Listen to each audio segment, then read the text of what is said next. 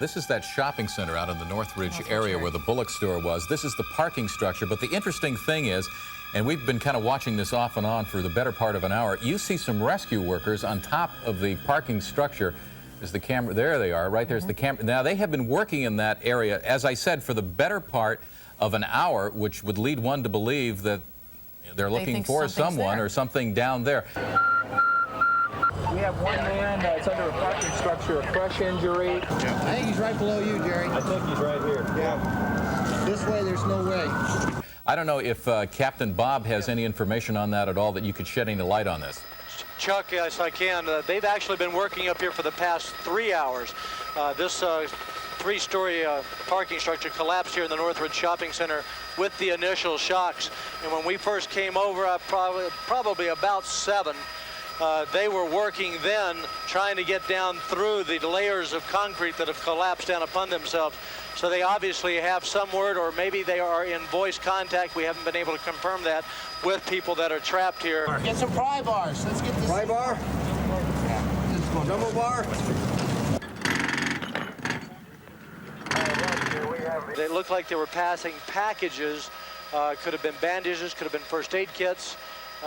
If in fact there were multiple square rectangular package-looking things that they were passing down, if those are indeed first aid kits or triage kits. They passed quite a few of them down there, which might indicate we've got multiple people trapped here, but it would also indicate that they're alive. We're guessing because we're looking at the top of this iceberg. Underneath there is where the drama is occurring. He's probably not going to survive. He's being crushed from the pelvic down. We have to remove about 2 parking levels of concrete off of him. Then we have to cut his truck out from around him.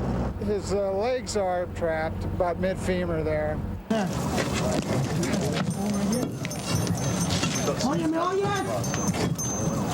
We have confirmation then that there is at least one person trapped under there, and his name is Salvador. We attempted IVs, and the way he's contorted in there was not possible. He is on oxygen, and as soon as we can, we'll get those IVs and get him out of here.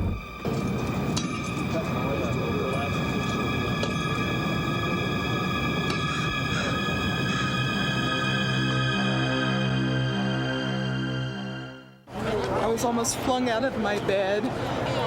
I couldn't move. I was so scared. It seemed like it lasted forever.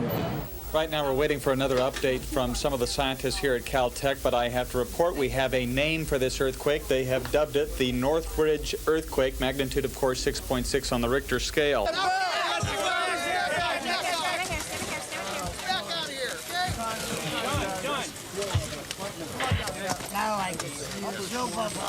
Jerry! Get back!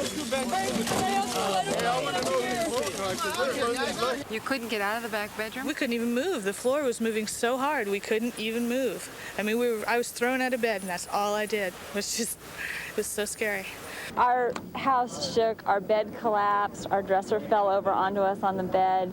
Everything from everywhere collapsed, and there was just breaking glass and just shattering. The noise was incredible. An incredible amount. It sounded like a bomb went off. I was asleep and woke up with the jolt that was unbelievable, and the shaking. It was just a total nightmare. Here's an update. What we do know at this hour, we have a death toll of 14 confirmed dead. And search for victims continues, especially in the parking structure over in the mall in Northridge. Building collapses, as we have been looking at, including that apartment complex where 3 died and 2 were rescued. Gas leaks and fires, not as many at this hour as we had earlier in the day. Major overpasses down. We've taken a look at the freeway situation. We've got at least 4 major freeways, the 10, the 14, the 5, and the 118. And, of course, they're asking you to turn off power if you don't need it. And the other thing is about boiling water. And that's because of the chlorination facility, which was heavily damaged and is now out of service. They want you to boil your water for at least 20 minutes before using it. Now, not only was this simply a major commuter nightmare of sorts here, this was also the scene of a fatality. There were numerous injuries here, but there was, in addition, a fatality. We have some video now to show you of that particular fatality. The victim, an LAPD police officer. The officer, as we understand it, was a motor officer en route for duty this morning. He was southbound on the Antelope Valley Freeway when the freeway suddenly disappeared in front of him. He careened off the freeway. He was assisted by several motorists, passers-by who attempted to help him, but all of that regrettably proved futile. Move with us now to Encino, the corner of Havenhurst and Ventura Boulevard. This is actually a water overflow pipe that was out of control for some 5 hours. Olivier is with me. You rode this out here in Encino. What's been your experience this morning? Well, this morning we woke up and everything was just shaking, everything was falling down. Our front windows, all of them are busted out. We have a huge crack going down our living room wall. It looks like the balcony in the apartment above us is going to come down. We just have to wait and see right now. I went to Takuta in San Fernando at the site of a fire that has burned 3 houses and an apartment complex. You're looking at the apartment complex that was burned down. A gentleman here is trying to put out some flames that are still burning from this morning. I have with me Leticia Garcia, who was in one of the houses that burned down. Tell me what happened this morning, Leticia. Excuse me, hold on. Are you okay? Yeah. When the earthquake, I was in my house. So as soon as the earthquake stopped, I came and checked up on my mom and dad. And then we saw a fire starting in the back building. So I got them all out. We're all on the street, and all of a sudden, explosions started going on. And they went right into my mom's house, and everything started burning down. Everything is burned.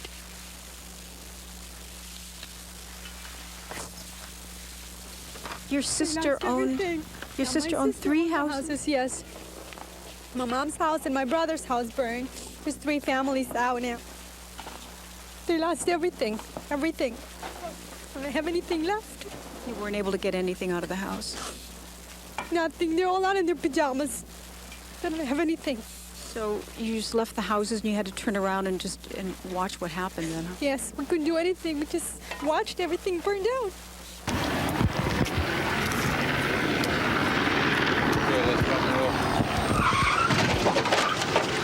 Oh my God. For the time being. Patients started streaming into emergency rooms just a few minutes after the quake started. Like many people, this man was injured not by a collapsed building or a hole in the ground, but as he jumped from bed to take refuge in a doorway. An antique that I have fell off the wall and I ran through it. The glass came down and I tore the tendon in my toe. All of the beds inside Cedar's emergency room are filled at this point. People are waiting in the hallway, in the waiting room, and outside in the street for care. We're seeing all sorts of injuries and illnesses worsened by the quake. My husband's on oxygen 24 hours a day. And when the electricity went off, his compactor that makes oxygen also went off. And he only has about another hour of oxygen now. And it was time for his breathing treatment, so he's here because the electricity isn't working, and so nothing is working. While Barbara's husband was doing fine after receiving oxygen in the ER, others were not necessarily faring as well. People are having chest pain and shortness of breath. People who are barely compromised medically have not been able to withstand the emotional stress of the earthquake and have come to the emergency departments. Now, luckily, many staff members, doctors and nurses were on overnight duty in the hospital when the first patients came in, and many plan to stay until all the patients are treated. My daughter stepped out of bed onto a piece of broken glass and has a severe laceration. And so we've been here since 5 o'clock in the morning. I've got a cut on my leg. Everything fell down in my whole house. The bookcases, I think a TV fell on top of me. I don't know. Bookcases fell down, and we were just lucky to get out. We weren't killed. I had to jump through my bedroom's window to try to get out because the door was jammed. This is a park, obviously, and what you're seeing are people that are, well, have taken their cars out there, and it looks as if they've almost begun to camp out. We'll get more now from Bob Petty. Bob?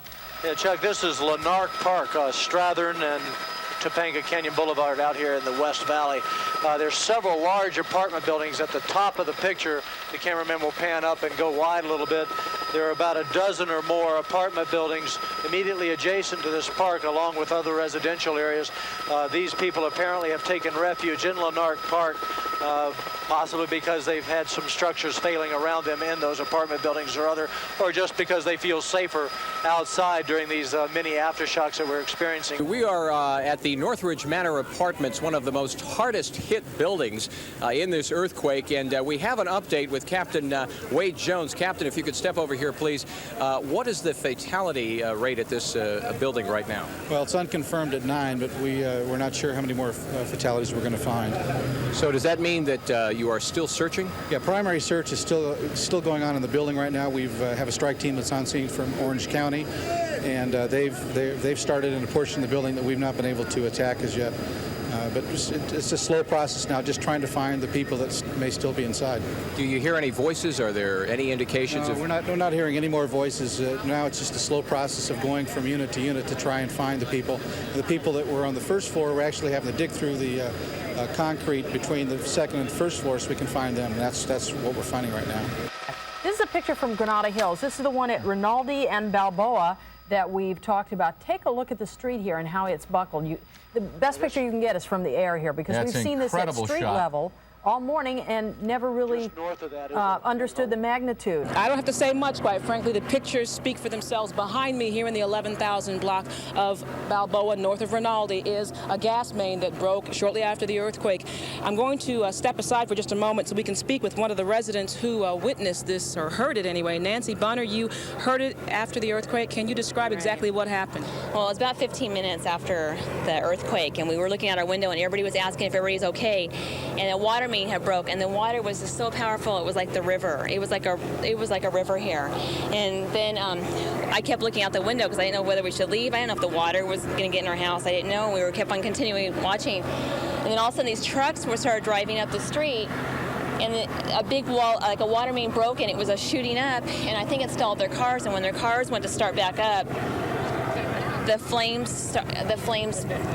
gas main broke, and then it was like 200 feet in the air. It was taller than these palm trees. It was really high. I'm Wendy Takuda at a home in San Fernando at Haskell and San Fernando Mission. With me is Carlos Ortega. We're in the bedroom where he was sleeping when the earthquake happened. And the TV fell down on your head? Yeah, the TV was up here, and the TV fell down, and he jumps on the bed, and he got to my head. And as you can see, the TV is all completely gone. It's broke. And everything is off the shelves over here, Carlos. Dave, if you can take pictures and show us how everything has fallen to the ground. And in your house, you've got some cracks in the walls as well now? Right, correct. It's in the main bedroom and in the bathroom.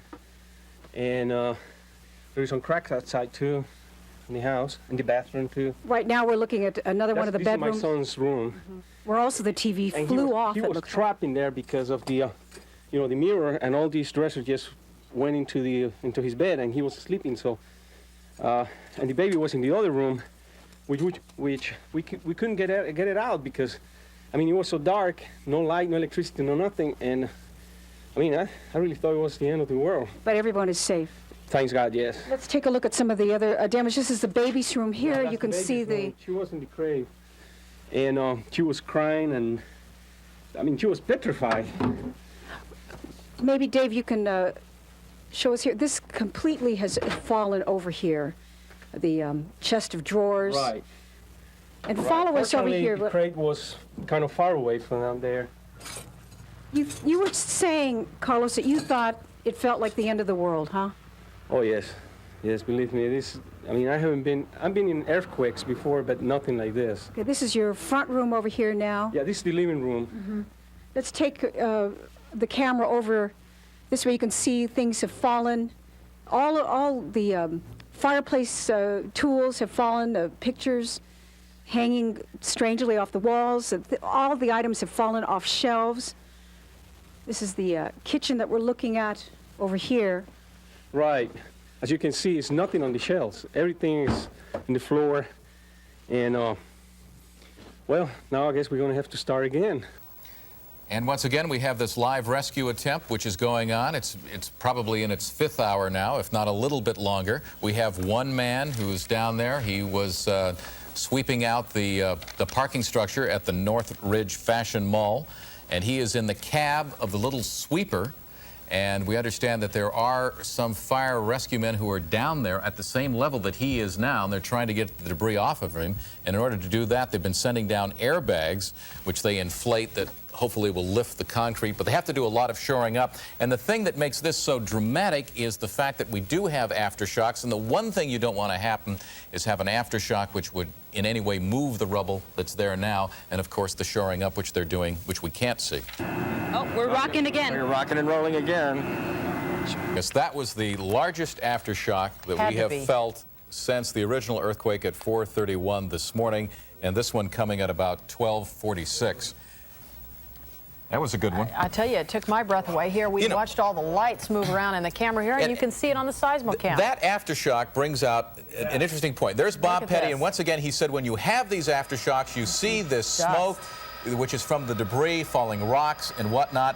Bob, obviously you can't feel anything up there, but you can certainly see it. Oh, you better believe it. Look at that. That's the side of the hills up just north of the Santa Susana Pass, up above the Topanga Canyon, where it hits the 118. When that aftershock hit, it just erupted and looked like smoke pouring out of the side of the hill, which is indeed just dust and rock slides. What we need to do right now is we need to go directly out to Vicky Vargas at the Northridge Fashion, the shopping center out there. Remember, we told you the rubble, they're doing the rescue work, they're trying to find Salvador. We said if there was a heavy aftershock, who knows what could happen. That's the last thing in the world they need out at that rescue effort. So let's go live to Vicky Vargas, if you can hear us. Vicky. Chuck, I can hear you. I think it was perhaps the biggest setback so far this morning. We watched, the ground shook. There's a gas company truck standing next to us, parked next to us. It came and tilted back and forth on its tires, and we saw some of those rescue workers literally knocked off their feet. A few of them fell back. Thank goodness they wear helmets and knee pads. That's one of the reasons why, but without a doubt this is a setback, because over to the right, what they're doing now is sawing up some more boards, sawing up some more of that cribbing that they were talking about. Obviously, they need to get a lot more of that in. And what I noticed some of these firefighters doing as soon as the ground started to shake here, of course, was to look up. But this structure, obviously, still very unstable. But let's cut inside for just one moment so that you can look at the extra edition of the San Gabriel Valley Tribune that just came out. This tells the whole story in one number and one word, 6.6 quake. And then after that, San Fernando Valley hit hard, an extra edition that came out this morning. There are 6 firefighters down in there. We're going on 7.5 hours of this rescue effort. We've been told that in that time, they have managed to lift the concrete 6 inches. Now, while that might not sound like much, the chief here says they do have good access to Salvador. They have removed literally the first layer of concrete. It's big enough for one person to crawl down inside. They're supplying him with oxygen, the IV. Yeah, I think they're getting ready to pull him out. That is a stretcher that was about to go in just a moment ago.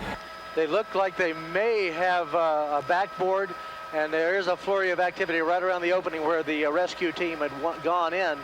And I believe they may have him, but let's hold on here and watch. But you can see them wrapping towels, wrapping bandages, or wrapping something around. There's a man who's been buried alive for 8 hours. Just 15 minutes shy of that. Well, let me take it back. It's been a little less than that they've been working on him. It's like they're out of the hole. Yeah, we'll interrupt you for just a second. It looks like they're moving taking him. They are moving him. They're bringing him towards you, Vicki. They're bringing him across the center section of that collapsed parking structure. And they have to be careful about that too, Bob. Yeah, I bet it's not they do. real easy And terrain. here, you've got a good picture of him now, much better than us. We're getting a wonderful look at him. I see his neck brace like they said it would be. They need to stabilize him. They keep him steady. They're putting him on a gurney, getting ready to take him to that ambulance.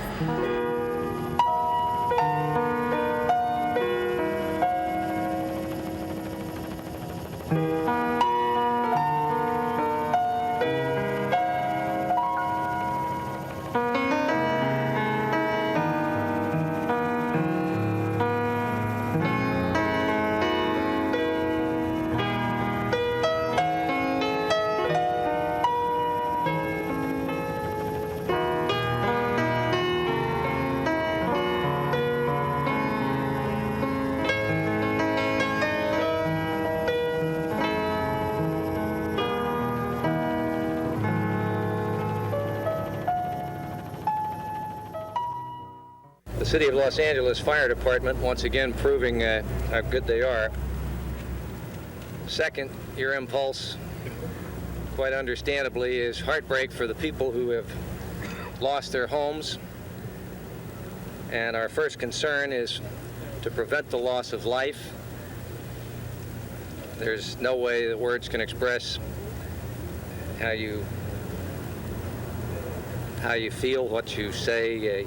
There aren't any words that can comfort someone who has lost a loved one. We have to get back to where things were before the earthquake. You feel so powerless, and an earthquake just, it creates a kind of a fear that is hard to handle. And I think one of the things that I've seen are a lot of very calm people helping others, and that is really the spirit. That's what matters more than anything else. Find out that the spirit of volunteerism is already alive and well here in Granada Hills. Take a look over here and see the people who are pouring this water. This young couple just decided to come out. They live right across the street. They decided to come out, help out. Brian, tell us what got you into helping out here. Well, we have everything that's been going on. It's been really crazy around here. We were watching across the street, and we seen the building come down this morning. It was really unbelievable. And there was just so many people around here, and we came over here, and I heard some real old lady. She asked for some water, and I seen the bottle that was so heavy that no one could lift them, so we just started pouring water and trying to help people out and make them feel as comfortable as possible. He said, is anyone in there? And we said yes, and we couldn't get out. He said, stand back, and all of a sudden he kicked through the door, and he said, you get out right now. He says, I don't know how long you have, but get out. A neighbor from upstairs that I know came down and just kicked the door in and blasted through the apartment with a flashlight just to make sure everything was okay. And the guy comes in, I says, please help those people down there. They're trapped.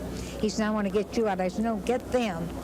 And then he just grabbed me out of my window. But this is Normandy in South Central, just south of Martin Luther King Boulevard, where we've got an apartment complex or two large single-family homes fully involved.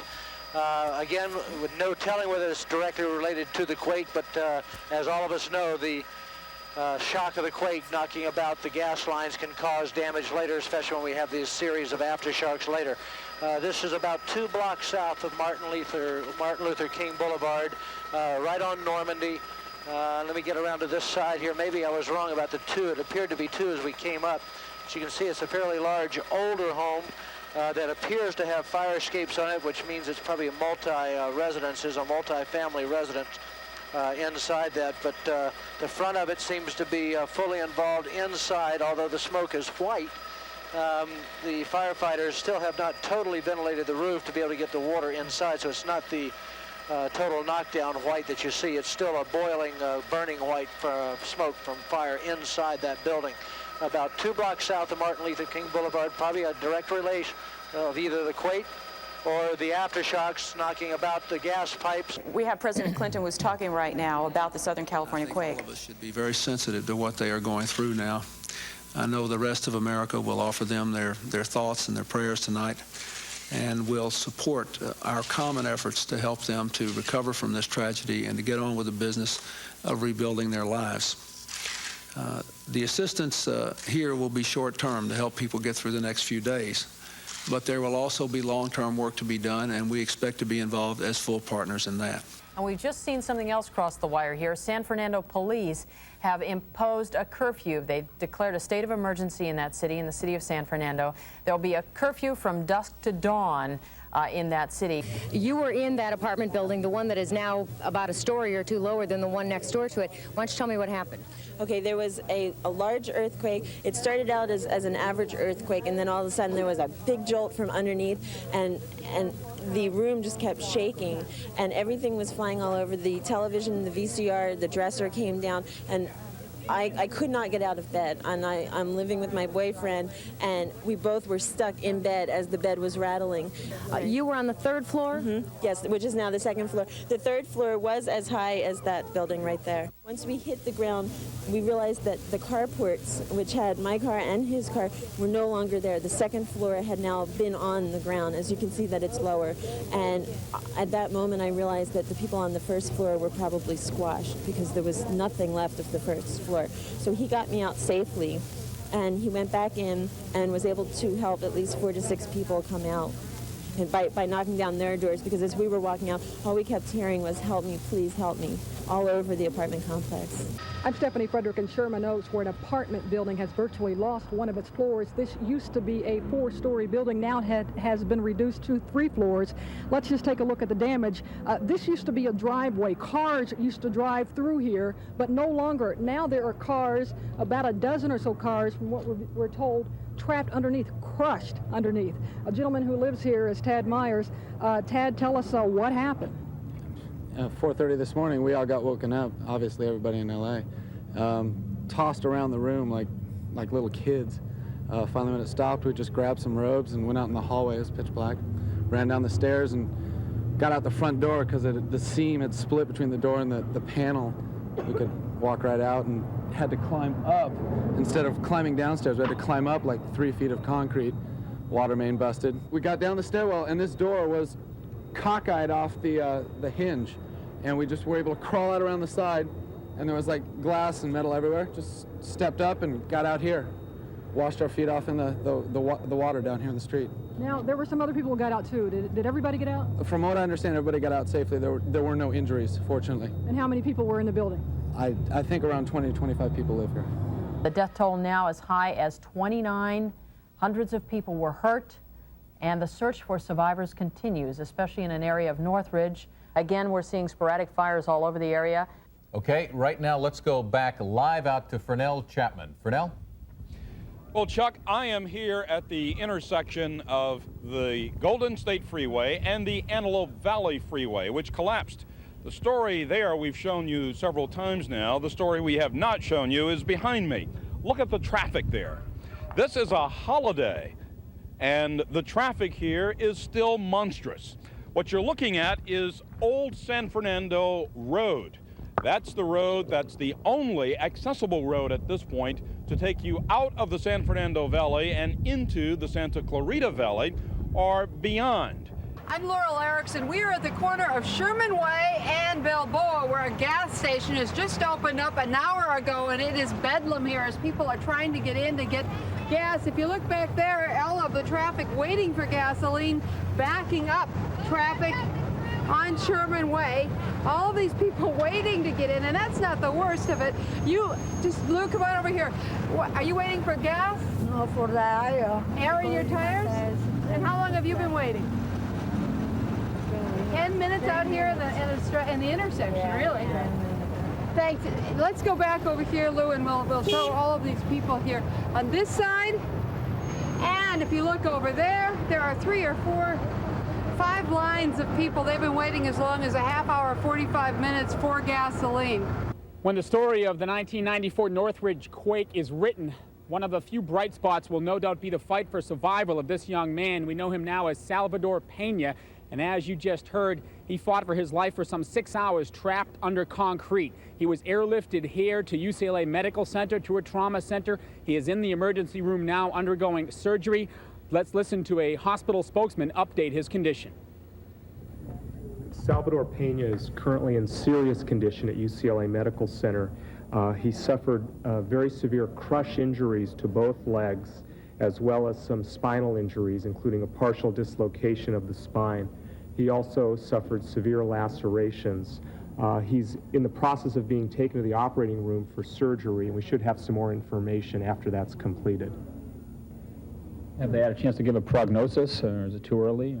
It's too early. He's listed in serious condition. They say he is stable, so that's a good sign. It's 1 grade up from critical condition, so that is encouraging, but they'll probably know more after the surgery is completed.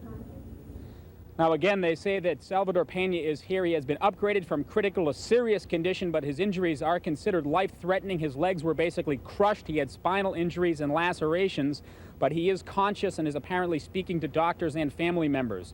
We hope to be able to speak with one of the doctors that is treating him here at the UCLA Medical Center, but it may be some time before that emergency surgery is completed and we have more information on what the immediate future holds for Salvador Pena. But it does appear from the medical indications at this point that he will survive what was obviously a near-death experience. We're at the San Fernando Recreation Park at Park and First Street in the city of San Fernando, where people have surrounded us to watch our TV monitor. They left their homes and had no electricity, so now they're watching TV coverage of the earthquake for the first time and waiting to get inside the Red Cross shelter that's being established in the recreation building behind us. We understand from Red Cross officials they can only handle 200 people inside, and they're bringing in the cots and trying to secure potable water for the evacuees. There are also lots of people in the park planning to sleep outside tonight, that is, and waiting on the phone company to hook up pay phones for their use at this location. Again, Park and First Street in the city of San Fernando. It goes on for acres and acres. There are tents and people who brought their food and bedrolls, children, pets, plants, everything you need for the comforts of home out under the stars tonight. And it's going to be a long night for a community of strangers that will probably become fast friends as a result of their common concerns and apprehensions tonight about the earthquake and the aftershocks. Yeah, thank you. Hold on, excuse us. Can we get out this way, please? Let us through. Slow and easy. Yes, please. There's enough, I believe.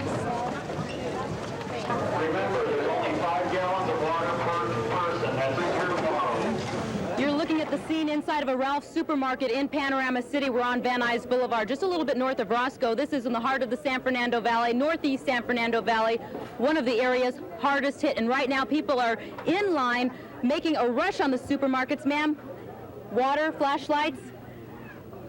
I don't know what to say. I just moved here from Philadelphia, but I've been here only for 2 months, okay? So this is like... First earthquake? Exactly. Panicking? Yes. Thank you. What about your experience, sir? How long did you have to wait to get into this store, and what's it been like for you? Since about 1 o'clock, and this is my first experience. You've been waiting since 1 o'clock in the afternoon. Of course, this store didn't open up until 4 o'clock, and so it was quite a wait for many people. The line stretched the entire distance of the store. Supplies, bread, water, what else do you think you need during this time? Well, this is all for now. That's it? Yeah. Okay. Some other folks, what about you? Tough experience this morning? Yeah. In what way? Well, I came out here from Tennessee, and I ain't used to this. Strange. We've been hearing some incredible, tremendous stories of people who are using nothing but their wits and their will to try to claw their way out of the wreckage here to get to safety, and of course a lot of people helping each other. One of the people who managed to get to safety has an amazing story. Sheila Chulik joins us now live. Sheila, can you tell us how you got out?